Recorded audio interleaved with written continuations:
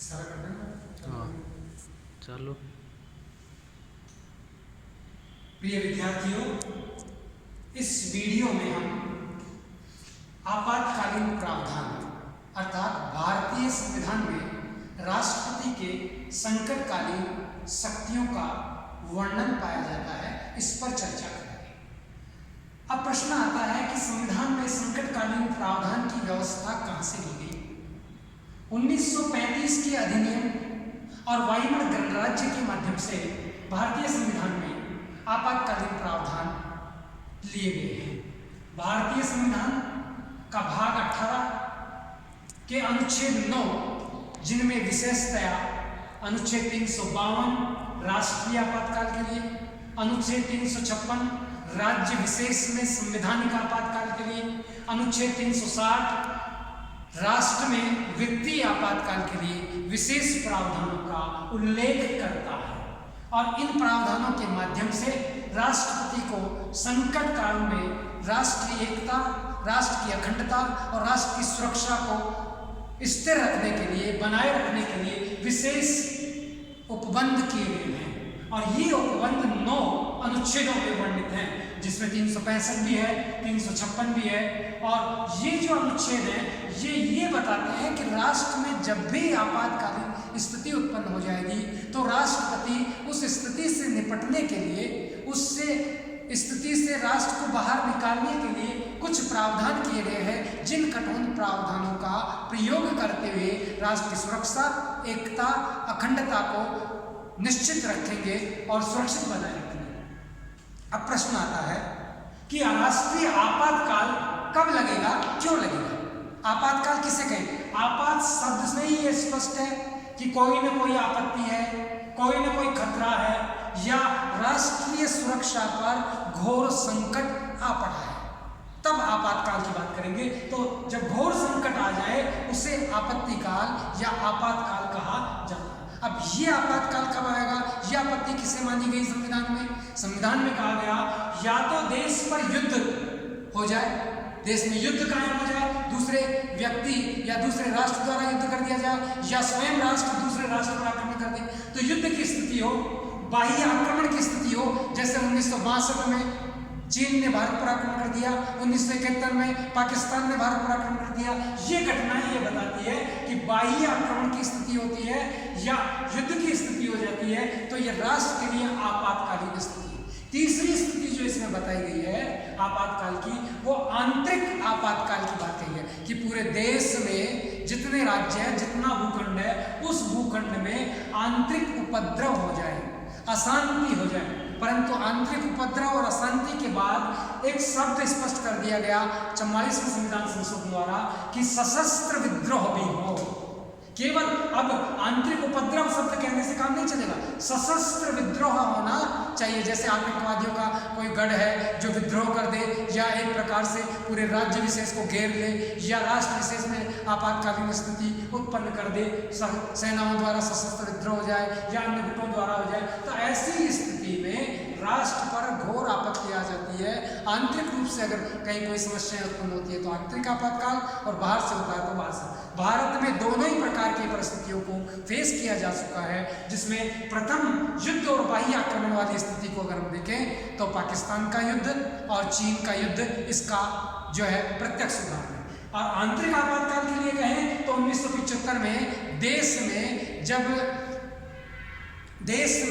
जब पंजाब में आपातकाल चल रहा था, पंजाब के अंदर विद्रोह चल रहे थे, पंजाब में आतंकवादी घटनाएं बढ़ रही थी, उधर असम में आतंकवादी घटनाएं बढ़ रही थी, बोडोलैंड में आतंकवादी घटनाएं बढ़ रही थी, तमिलनाडु की स्थिति खराब थी, देश के चारों तरफ आतंकवादी गतिविधियां चल रही थी। और उसी के साथ प्रधानमंत्री श्रीमती इंदिरा गांधी के चुनाव को इलाहाबाद हाईकोर्ट द्वारा असंवैधानिक घोषित कर दिया गया, रिजेक्ट कर दिया गया कि आपका चुनाव वैध रूप से स्वीकृत नहीं है, वैध रूप से आपने चुनाव नहीं जीता है, आपका चुनाव अवैध घोषित किया जाता है। तो आंतरिक विद्रोह कहीं उत्पन्न न हो जाए, पार्टी विद्रोह की स्थिति को उन्होंने सोचते हुए राष्ट्रपति को परामर्श दिया और आंतरिक आपातकाल की घोषणा 30 दिन से पहले ही उन्होंने लागू कर दी। इस प्रकार भारत ने अभी तक आंतरिक आपातकाल और बाह्य आपातकाल दोनों का अनुभव प्राप्त कर चुका है। और आंतरिक आपातकाल जब इस प्रकार से हुआ, इसलिए इसमें सशस्त्र विद्रोह शब्द का प्रयोग कर दिया गया। अब आपातकाल लगाने के लिए 42वां संविधान संशोधन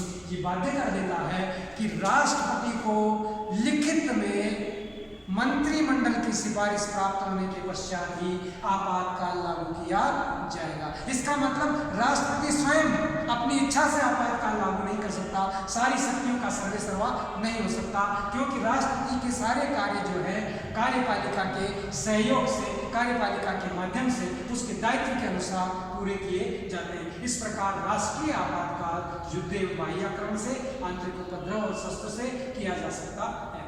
आंतरिक, अब ये जो आपातकाल है, इस आपातकाल की व्यवस्थाएं क्या होती है? क्या हो जाता है आपातकाल चालू होते ही? आपातकाल चालू होने के लिए पहली चीज है, अगर संसद जारी है जिसमें लोकसभा और राज्यसभा दोनों सदन आते हैं, तो संसद के माध्यम से मंत्रिमंडल आपातकाल की प्रधानमंत्री राष्ट्रपति को सलाह देता है और आपातकाल लागू होता है और 2/3 मेजोरिटी संसद की उसे स्वीकृति प्रदान करती है। मान लीजिए लोकसभा चालू ना हो, लोकसभा स्थगित हो गई हो, या लोकसभा भंग हो गई हो, या लोकसभा के चुनाव की स्थिति हो, ऐसी स्थिति में हमारे राज्यसभा एक स्थायी सदन है, उसकी अनुमति 2/3 मेजोरिटी से लेना आवश्यक होगी 1 माह के अंदर। और जब 2/3 मेजोरिटी से आपातकाल की स्वीकृति संसद दे देती है, तो ये आपातकाल 6 माह तक लागू रह सकता है। 6 माह के पश्चात पुनः संसद की बार स्वीकृति लेकर के इसे बढ़ाया जा सकता है। जब इसकी स्वीकृति 2/3 मेजोरिटी की जरूरत है, परंतु इसे वापस लेने के लिए उपस्थित सदस्यों की 2/3 मेजोरिटी के माध्यम से भी आपातकाल को वापस लिया जा सकता है। इसके अंतर्गत जो व्यवस्थाएं होगी, वे व्यवस्थाएं ये कहती है कि पूरा राष्ट्र एकात्मक हो जाएगा, अर्थात राज्यों की स्वायत्ता, राज्यों की स्वतंत्रता, राज्यों के हित और राज्यों के कार्य, राज्यों का संवैधानिक प्रावधान जिसे राज्य सूची कहते हैं, उन सब पर संघ को कानून बनाने का अधिकार प्राप्त हो जाता है, उन्हें नियंत्रित और निर्देशित करने के अधिकार प्राप्त हो जाते हैं। उसी के साथ जो राज्य है, उन राज्यों की संपूर्ण सत्ता राज्यपाल के माध्यम से, राष्ट्रपति अधिकारियों के माध्यम से संचालित करने लगते हैं। राज्य की विधानसभा को स्थगित कर दिया जा सकता है। इस प्रकार व्यवस्थाएं जो है आपातकाल में पूरे देश को एक कानून के तहत चलाना, पूरे देश की शांति और सुरक्षा को स्थापित करना, पूरे देश की वित्तीय व्यवस्था को एकात्मक रूप से देना, इस प्रकार के प्रभाव होते हैं। और ये प्रभाव विशेषतः 2 प्रकार के दिखाई देते हैं। एक तो भारतीय संविधान का जो आधार है, जिसे हम मूल आधार कहते हैं, नागरिकों के अधिकार कहते हैं, उन अधिकारों में अनुच्छेद 14, अनुच्छेद 19, अनुच्छेद 38, अनुच्छेद 42, अनुच्छेद 44 और अनुच्छेद 59 को स्थगित किया जा सकता है। जो नागरिकों की स्वतंत्रता के अधिकार हैं, भाषण की स्वतंत्रता, प्रेस की स्वतंत्रता, उसके साथ है जो सभा की स्वतंत्रता, सम्मेलन की स्वतंत्रता, विचरण की स्वतंत्रता, निवास की स्वतंत्रता, इन्हें सबको स्थगित किया जा सकता है। परंतु अनुच्छेद 20 और 21 को स्थगित नहीं किया जा सकता, ऐसा संविधान संशोधन 44 के द्वारा स्पष्ट कर दिया गया है। तो सबसे बड़ी बात क्या हुई कि आपातकाल लागू होते ही एक और नागरिकों के मूल अधिकार स्थगित या निलंबित किए जा सकते हैं, राज्यों की विधानसभाओं को स्थगित या भंग किया जा सकता है, राज्य का शासन भी केंद्र के अधीन आ जाता है, संपूर्ण देश राष्ट्रपति के नाम से शासन संचालित करता है। ये प्रभाव भारत में राष्ट्रीय आपातकाल के दौरान लागू होते हैं और इन प्रावधानों के आधार पर राष्ट्रीय आपातकाल संचालित होता है। और जब तक आपातकालीन स्थिति समाप्त नहीं होती है, इसे वृद्धि की जा सकती है। दूसरे प्रकार का जो आपातकाल है वो भारतीय संविधान के अनुच्छेद 356 में संवैधानिक आपातकाल की बात करता है। अब ये संवैधानिक, देखिए ये भी संवैधानिक है, संविधान के अनुसार लगा है 352 के तहत, पर यह संवैधानिक कैसा है? आक्रमण की स्थिति, बाह्य स्थिति, ये राज्य विशेष की स्थिति। देश में जितने राज्य हैं उनमें से किसी भी राज्य में अगर संवैधानिक विफलता हो जाती है, राज्य का शासन संविधान के अनुसार, राज्य विधि के अनुसार अगर संचालित होने में दुविधा उत्पन्न होती है, राज्य में अस्थिरता दिखाई देती है, तो राज्यपाल की सिफारिश पर, राज्यपाल के प्रतिवेदन और रिपोर्ट के आधार पर राष्ट्रपति अन्य माध्यम जैसे अखबार है, अन्य पार्टियां हैं, उन अन्य जो सूचनाएं ब्यूरोक्रेसी के माध्यम से या गुप्तचरों के माध्यम से ये मालूम करता है कि राज्य में अस्थिरता है, राज्य का संवैधानिक शासन जो है वो चलाना संविधान के अनुसार कठिन हो गया है। ऐसा अगर राज्यपाल को विश्वास हो जाता है उस राज्य विशेष में आपातकाल लागू करने का अधिकार रखते हैं। आपातकाल लागू करने का प्रावधान संविधान में दिया गया। इस प्रावधान के तहत भी 2 माह के अंदर संसद की स्वीकृति राज्य आपातकाल की भी आवश्यक है। तत्पश्चात जैसे ही राज्य आपातकाल जारी होता है, राष्ट्रपति राज्यपाल के सहयोग से वहाँ का प्रशासन, उस राज्य का प्रशासन संचालित करते हैं, क्रियान्वित करते हैं। तत्समय में उस राज्य की विधानसभा को या तो भंग कर दिया जाता है या कुछ समय के लिए स्थगित, जिसे मोतिल कहते हैं, कर दिया जाता है, जिससे पुनः आपातकाल समाप्त होते ही अगर उसे नियमित कर दिया जाए तो ऐसी संभावनाएं देखी जाती है। तो परंतु यहाँ पर राज्य आपातकाल के लिए आवश्यक है राज्यपाल की रिपोर्ट। राज्य आपातकाल के लिए आवश्यक है विभिन्न प्रकार की परिस्थितियां। ये बात अलग है कि राज्य आपातकाल के समय केंद्रीय सरकारों ने सदैव अपने अधिकारों का दुरुपयोग किया है।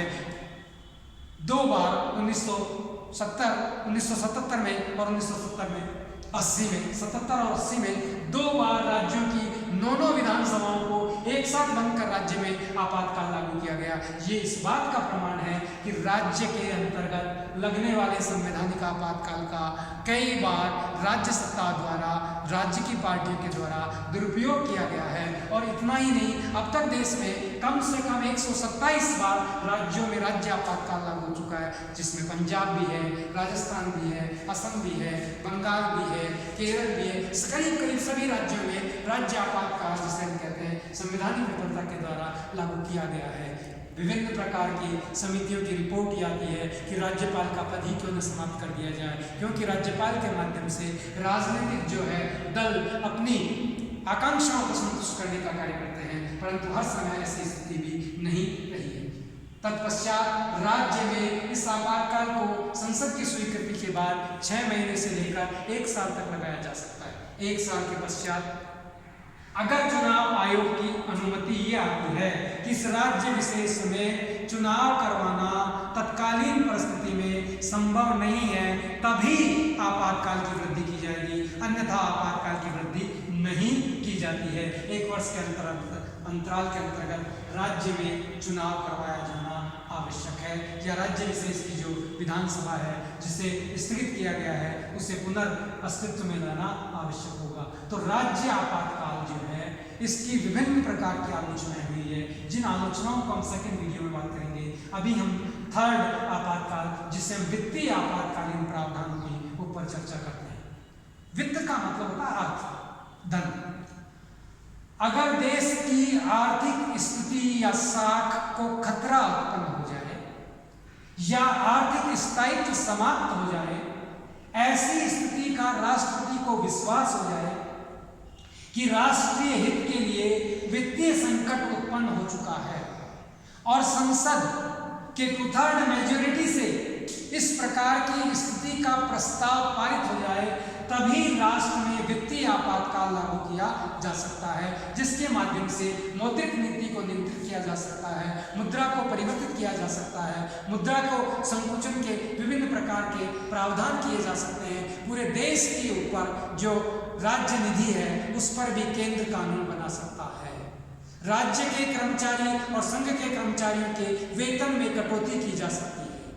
वेतन में कटौती ही नहीं, विभिन्न प्रकार के सरकारी मद और खर्चों में व्यय पर नियंत्रण किया जा सकता है, और जो भी व्यय किया जाएगा बिना राष्ट्रपति की पूर्व अनुमति के व्यय किए जाने पर रोक या नियंत्रण लगाया जा सकता है। अब तक देश में वित्तीय आपातकाल की स्थिति उत्पन्न नहीं हुई है और ना ही वित्तीय आपातकाल लगाया गया है। वित्तीय आपातकाल की धमकियां जरूर कई बार दिखाई देती है, जैसे 1977 में मोरारजी देसाई सरकार ने ये कहा व्यापारियों को बुला करके कि अगर देश की आर्थिक स्थिति ऐसी रही, आपने वस्तुओं पर केंद्रीकरण कर लिया और इस प्रकार से वस्तुएं मार्केट में नहीं आई, महंगाई बढ़ती गई, तो मैं वित्तीय आपातकाल की स्थिति के बारे में विचार करूंगा। तत्पश्चात व्यापारी वर्ग से हुई वार्ता के बाद व्यापारियों ने अपनी मोनोपोली खत्म की और सारा जो स्टॉक था वो जनता के समक्ष लाने का कार्य किया और देश में आपातकाल वित्तीय लागू नहीं हुआ।